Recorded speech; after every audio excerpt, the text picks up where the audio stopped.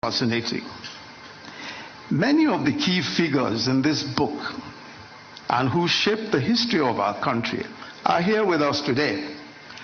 And that tells another story all by itself. And that is something truly unique about Nigeria. Our ability to move beyond the past, no matter how bitter and no matter how adversarial our past relationships may have been, and to still come together. So seated amongst us here today is General Yakubu Gowon, who became Nigeria's head of state at the age of 32 and led the country for 9 years. His government was overthrown in 1975 by a coup involving the then Brigadier Olusegun Obasanjo and the then Brigadier Theophilus Danjuma, and the author himself, I confirm, the then Lieutenant Colonel Babangida, who was then commander of the newly formed Armored Corps. Also involved in that coup were the then Lieutenant Colonels Muhammadu Buhari, Lieutenant Colonel Sani Bello, who is here also, and Lieutenant Colonel Sani Sami.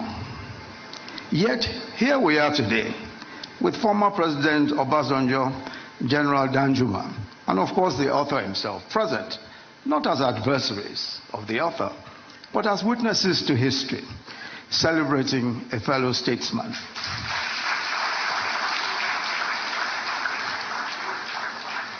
In a striking turn of fate, the author notes that it was President Obasanjo who, after the tragic assassination of General Murtala Mohammed, insisted that a young Lieutenant Colonel Babangida be appointed to the Supreme Military Council, making him its youngest member at the time. Also represented here is the immediate past president, Muhammadu Buhari, another leader whose path intertwined with Babangida.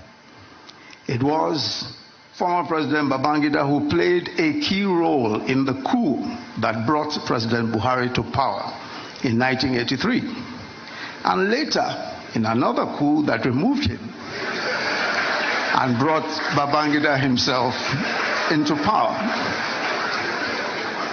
Yet today, President Buhari is represented at this occasion, celebrating the man who overthrew him and detained him for 3.5 years, his one-time old adversary, former President Babangida.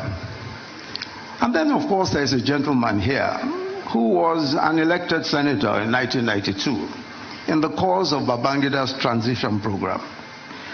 When Babangida annulled the 1993 election and General Abacha took over and dissolved the Senate, that senator tried to reconstitute the Senate in resistance to the dissolution. He was detained, charged to court.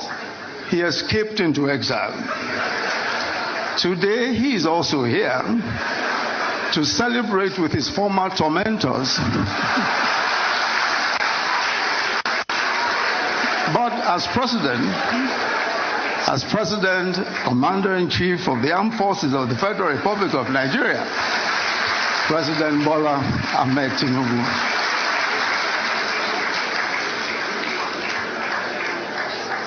The third reason why this 420-page book is important is because it unveils one of the most enigmatic leaders